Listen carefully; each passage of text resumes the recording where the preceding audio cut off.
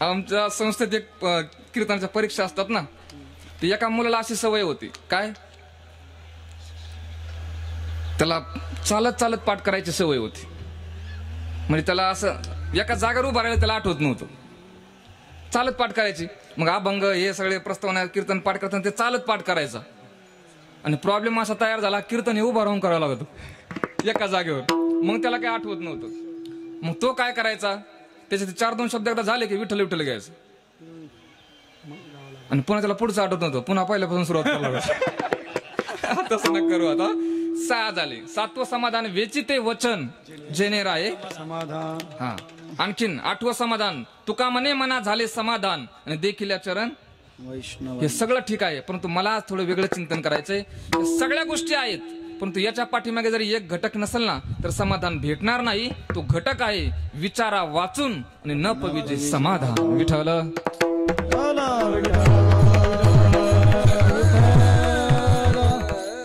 फक्त एक काम करा, या जगात तुम्हाला जर समाधानी व्हायचं असेल तर फक्त विचार चांगले ठेवा. विचार आपले चांगले असले की मग तुम्ही कुठेही राहा, तुम्ही काय व्हाल. असं म्हटलंय, एक न पाठवलेलं पत्र एक पुस्तक आहे, इतकं गोड आहे. माझ्या पिशवीत असेल, आता मला फार आवडलं, ते मी वाचतोय. तुमच्याच वयाचे लेखक असतील, परंतु इतके बुद्धिवान आहेत. त्यांनी इतकं सुंदर लिहिलंय, त्याच्यावर एक सुविचार लिहिला तेवढा सांगतो. त्यांनी असं म्हटलंय, या जगात कोणी कितीही ताकद लावा, देवाशिवाय आपल्याला काहीच करता येणार नाही. देवही आपल्याला सोडून काहीच करणार नाही. परंतु देव आणि आपण जर एकत्रित आलो ना तर या जगात अशक्य नावाची गोष्टच नाही. आता इथं देव म्हटलंय, कशाला म्हटलंय, विचाराला. माऊलींच्या चरित्रात एक गोड ओवी आली. माऊलींचं वर्णन करत असताना, आता या जगात ही जी माणसं आहेत ना, ज्ञानी माणसं, प्रत्येक क्षेत्रातली ज्ञानी माणसं घ्या, ती माणसं म्हणजे साक्षात देव आहेत. कोण आहेत? आपले गुरुजी ज्ञानी, ते साक्षात आपल्यासाठी कोण आहेत? देव आहेत. विश्वमाऊली ज्ञानोबा आहे, आमच्या सर्वांसाठी देव आहे. असं म्हटलंय, ज्ञान तेच देव, ज्ञान तेच देव, अज्ञान तेच दानव, ज्ञान अज्ञान मिळून मानव समीकरण आयसे. आपण ज्ञान अज्ञानाने मिश्रित आहोत, म्हणून ज्ञान कमवून आपण सुद्धा काय व्हायला पाहिजे, प्रयत्न आपला. या जगात पूजा होते ती फक्त ज्ञानाचीच होते, विचाराचीच होते. विठ्ठल आता मला एक उत्तर द्या, आपल्या देशात सध्याला सगळ्यात श्रीमंत माणूस कोण? अंबानी. बर, आता परत दुसरं उत्तर द्या. आणि कीर्तनात खोटं बोलायचं नसतं, याचा अर्थ कीर्तन झाल्यावर बोलायचं असं नका घेऊ. काय काय लोक आम्हाला भेटतात, कीर्तन होईपर्यंत खरं बोलतात, परंतु कीर्तन झाल्यानंतर खोटं बोलतात. त्यांनी आता इथे मला सांगा, अंबानीचा फोटो एखाद्याच्या खिशात आहे का इथे? नाही. तुम्हाला माणूस की नाही राव? मग देशातला सर्वात श्रीमंत माणूस आणि एकाच्याही खिशात अंबानीचा फोटो नाही? नाही. देशातला श्रीमंत आहे तरी पण नाही. परंतु जबाबदारीने मी एक वाक्य सांगायला आपल्याला, या ठिकाणी असा एकही माणूस नसेल की त्यांच्या घरात आमच्या माऊलींचा फोटो नाही. माऊलींनी आपल्याला काय दिलं? विचार दिला, ज्ञान दिलं. म्हणून या जगात समाधानी जर व्हायचं असेल तर फक्त आणि फक्त विचाराची गरज आहे. म्हणून विचार चांगला करणं हेच मानवी जीवनातलं सोयीत आहे. म्हणून आपले आपण जाणावे सोयीत आणि जेणे राहे चित्त समाधान. विठ्ठल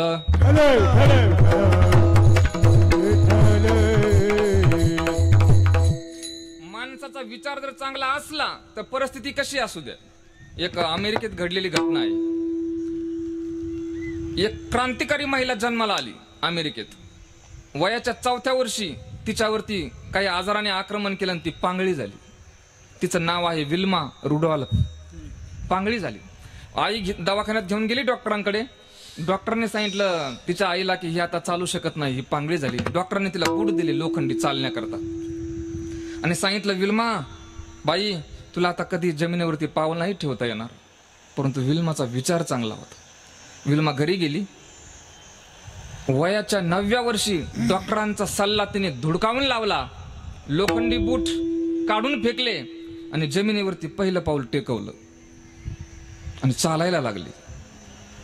वयाच्या 13व्या वर्षी तिला चांगलं पळता यायला लागलं. आणि ऐका लोक हो, वयाच्या 15व्या वर्षी जगातल्या सर्वात वेगवान धावण्याच्या स्पर्धा जिथं होतात ना, त्या स्पर्धेत या विल्माने भाग घेतला. आणि भाग घेतल्यानंतर हे चरित्र वाचत असताना निवांत रूम मध्ये माझ्या डोळ्यात अश्रू येत होते. तुम्ही काय क्रांती आहे पाहा ना, पांगळी बाई. आणि भाग घेतल्यानंतर स्पर्धा सुरू झाली आणि विल्माला स्पर्धक आली जुटाहेन. जुटाहेन अशी स्पर्धक होती, आतापर्यंत ती कधीच पराभूत झाली नव्हती. स्पर्धा सुरुवात झाली. पहिली स्पर्धा होती 100 मीटरची, विल्माने तिला हरवलं. दुसरी होती 200 मीटरची, विल्माने तिला हरवलं. तिसरी होती 400 मीटरची, तिच्यातही विल्माने तिला हरवलं. 1960च्या दशकात जगातील सर्वात वेगवान धावपटू म्हणून तिची निवड झाली. कुणाची? एका पांगळ्या मुलीची. म्हणून फक्त विचार चांगले ठेवा, आपल्याला समाधान भेटल. या विठ्ठल विठ्ठल.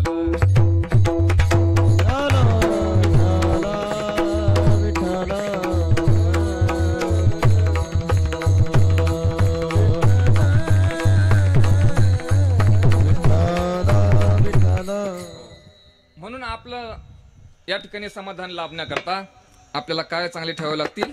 विचार. आणि विचार जर आपले चांगले राहावे असं वाटत असेल तर मग अशा महात्म्यांच्या संगतीत राहिलं पाहिजे.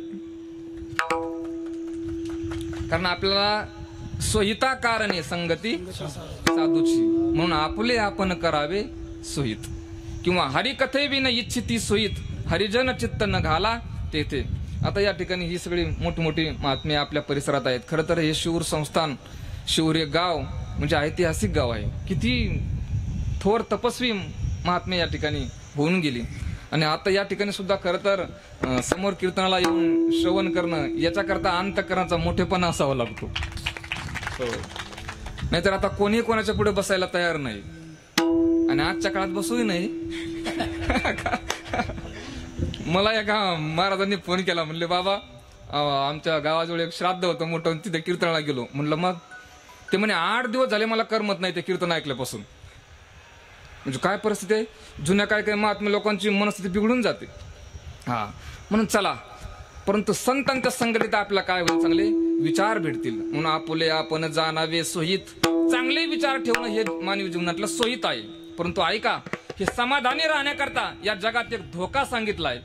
तो धोका सांगतात महाराज अभंगाच्या दुसरे. बहुरंगी माया आसे विखुरली, बहुरंगी माया आसे विखुरली, बहुरंगी माया आसे विखुरली, बहुरंगी माया आसे विखुरली.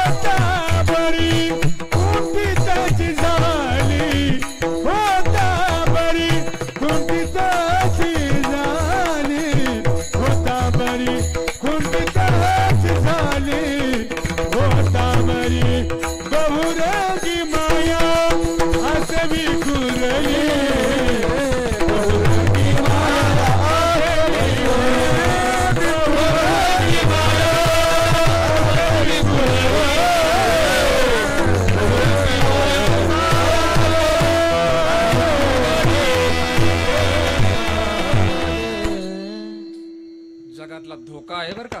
आपलं समाधान ज्याने बिघडतं ही सगळी काय आहे? माया आहे. बहुरंगी माया. मायेचे प्रकार किती? 8 प्रकार सांगितलेत. भूमिरापो नलो वायु खम मनो बुद्धिरेवच अहंकार इति यम्मे भिन्ना प्रकृतिरष्टदा. माऊलींनी एकाच ओवीत 8चे 8 प्रकार गुंडाळले. आप तेज गगन मही मारुत मन बुद्धी अहंकार हे भिन्न 8 भाग. मायेचा स्वभाव कसा? येरती माईके दुःखाची जनिती. मायेचा स्वभाव कसा आहे? त्याच्यामुळे जी लोक जास्त मायेच्या नादी लागतात ते दुःखी आहेत. संप्रदायात जी लोक जास्त नादी, हा आता थोडंफार ठीक आहे, परंतु सारखं असं करा तसं करा म्हणतं ना. कारण तुकाराम महाराजांनी सांगितलं येरती माईके.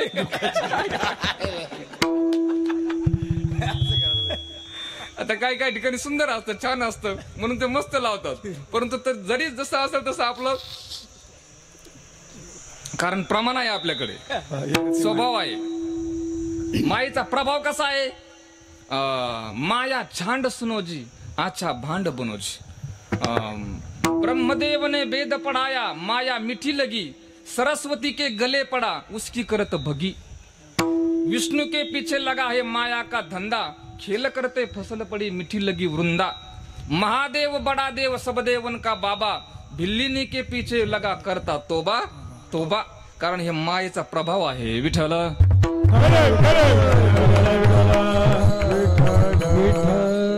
म्हणून एक ते बाबा गोड बोलतात, ते तंबोरीवाले बाबा आहेत, गोड भजन म्हणतात. ऐक मानवा ए मानवा ए मानवा ए मानवा. ऐक मानवा होईल पस्तावा या नर जन्माचा. ऐक मानवा होईल पस्तावा या नर जन्माचा. एक दिवस येईल तुझ्यावर एकटा जाण्याचा. एक दिवस येईल तुझ्यावर एकटा जाण्याचा.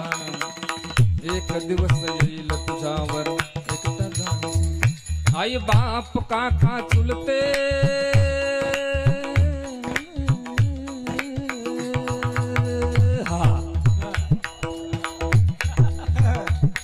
आई बाप काका चुलते सर्व आहेत कामा पुरते. जगी नाही कोणी कुणाचे बहीण भाव मुलं बाळ हे इष्ट मित्र सगळे सोय रे. अंतर काळी जीव तळमळी हे अनुभव तू याचा. एक दिवस येईल तुझ्यावर एकटा जाण्याचा. एक दिवस येईल तुझ्यावर एकटा जाण्याचा. एक दिवस येईल तुझ्यावर एकटा जाण्याचा. एकटा जाण्याचा. एकटा जाण्याचा. हे तंबोरीवाले बाबाचं भजन आहे बरं, एकतारी. हा खरं तर एकतारी मला म्हणा वाटतं, पण ते आपल्या कीर्तन जमत नाही ना. घाटावर आम्ही आळंदीच्या घाटावर एक बाबा बसलेले असायचे, गोड म्हणायचे. एकतारीचा सुद्धा काय त्याचा ध्वनी आला ना, गोड आहे. हो, ते त्याच्यात अध्यात्म फार भरेलं आहे. तुम्ही युट्यूबला ऐका ते एकतारी भजने किती गोड आहेत. त्यांनी असं म्हटलंय, धन दौलत हवेली माडी जमीन जुमला शेती बाडी. मेल्यावरती तुझ्या बरोबर येणारी फुटकी कवडी. तुझ्या बरोबर दोनच येतील जोडा पाप पुण्याचा. एक दिवस येईल तुझ्यावर एकटं जाण्याचा. आता हे आम्ही म्हटलं ना, काय काय लोक आम्हाला जाग्यावर रिॲक्शन देतात. कीर्तन संपल्या बरोबर काय बाबा, धन दौलत हवेली माडी जमीन जुमला शेती बाडी. मेल्यावरती तुझ्या बरोबर येणारे फुटकी कवडी. मग कीर्तनाला पैसे लागत नाही का? जाग्यावर काय काय लोक म्हणतात. मग त्यांना विनोदाने म्हणत असतो मी, कीर्तनाला पैसे नाही लागत पण भाड्याला लागतात ना.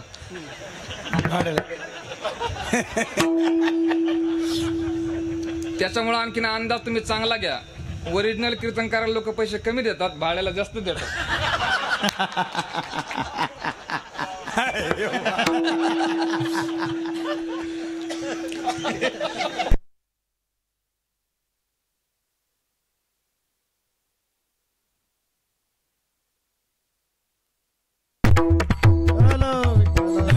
विठ्ठल विठ्ठल विठ्ठल मी का बोलतोय सर्व? ही माया जी आहे ना ती फार खतरनाक आहे. शेवटी त्याच्यात असं म्हटलं त्या पदात, आता डोळे उघडी रे नरा, चुकवी 84चा फेरा, जगी नाही कोणी कुणाचे, सर्व मायेचा पसारा. म्हणून बहुरंगी माया असे विखुरली विठ्ठल.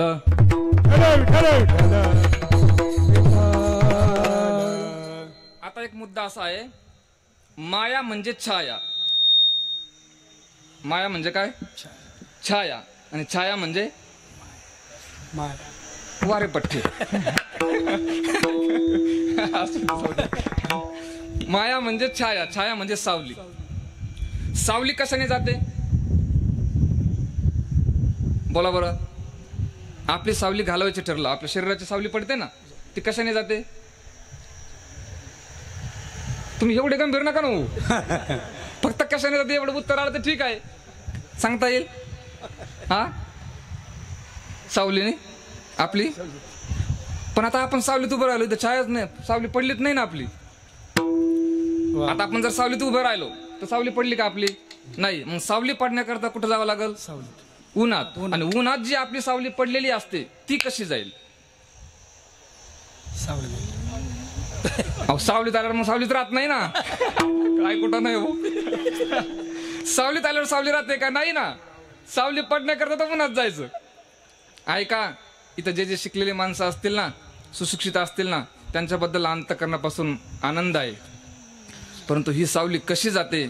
आमच्या एका मोठ्यांचे वाक्य आहेत म्हणून वापरतो. हा, ही सावली कशी जाते याच्याकरता जी शिकलेले लोक आहेत ना, कॉलेजमध्ये गेलेले लोक आहेत ना, त्यांनी एक मुलगा शाळेत कुठंच गेला नाही, त्या मुलाने लिहिलेली ज्ञानेश्वरी कशी आहे ती एकदा वाचा तुम्ही, तुम्हाला कळेल.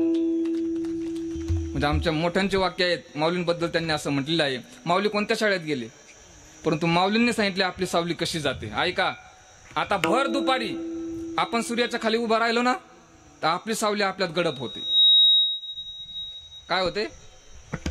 आपली सावली आता भर दुपारी आपल्या शरीरात ती गडप होते, पहिला प्रकार.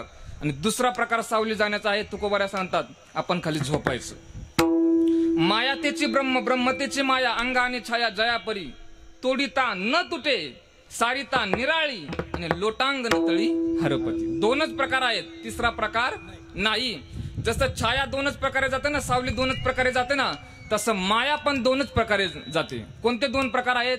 माऊलींनी त्याच्याकरता गोड विविध दिली. माऊली म्हणतात, जो प्रत्येक बोधाची माथया सोहमतेच्या माध्यान्नी आलिया. सूर्य जसा माध्यान्नी आल्यानंतर सावली गडप होते ना आपल्या शरीरात, तसं या बोधाच्या टप्प्यात जर एकदा माणूस आला ना, जो प्रत्येक बोधाची माथया सोहमतेच्या माध्यान्नी आलिया, लपे आत्मभ्रांती छाया आपण पातळी. पहिला प्रकार. आणि दुसरा, हरी हरी तुम्ही म्हणारे सकळ, आणि तेने माया जाळ तुट येईल. विठ्ठल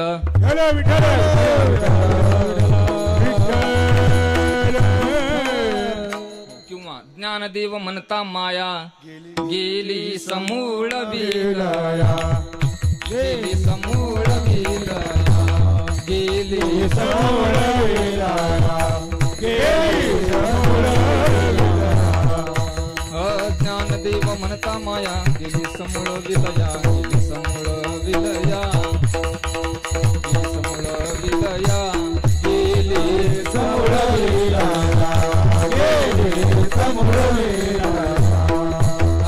ज्ञानदेव म्हणता माया गेली समूळ विलया, गेली समूळ विलया, गेली समूळ विलया, गेली समूळ विलया, गेली समूळ विलया. ज्ञानदेव म्हणता माया गेली समूळ विलया, गेली समूळ, गेली समूळ विलया, गेली समूळ विलया. ज्ञानदेव म्हणता माया गेली समूळ विलया, गेली समूळ, गेली समूळ, गेली समूळ विलया, गेली समूळ विलया. ज्ञानदेव म्हणता माया गेली समूळ विलया, गेली समूळ विलया, गेली समूळ विलया, गेली समूळ विलया, गेली